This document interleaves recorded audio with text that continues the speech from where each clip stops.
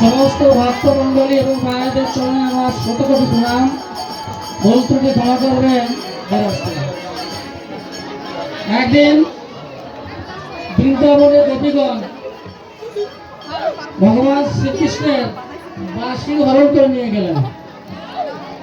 বাঁশি যখন হরণ করে নিয়ে গেলেন তখন বাঁশির মনে দুঃখ হলো, আমি যেখানে প্রভু অধরামৃত পান করতাম সেখান থেকে এরা আমাকে তুলে নিয়ে আসছে।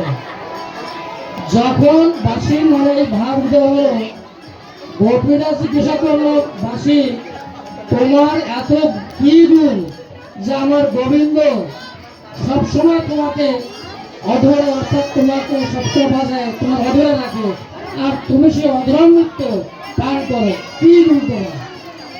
তখন বাঁশি বলো, দেখো আমি যখন দাস ছিলাম আমার মধ্যে যত ময়লা ছিল, বাঁশের যে সমস্ত ফল ছিল, সেই সমস্ত আমাকে বের করে দিয়ে আমাকে বাঁশিতে পরিণত করেছে।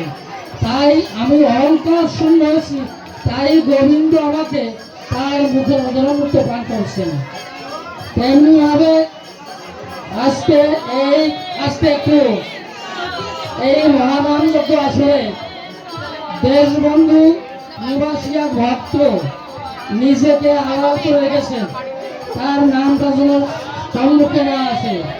অর্থাৎ অহংকার শূন্য অবস্থা তিনি এই গীতা এবং নামাবলী গায়িকাকে বা দলকে অর্পণ করবেন।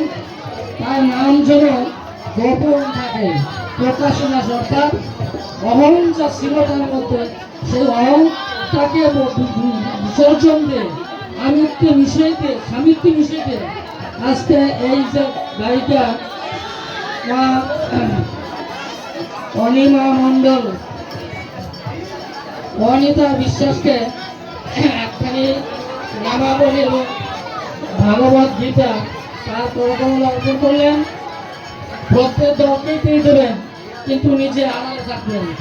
আমি সমস্ত ভক্ত এবং এই দলের সবার কাছে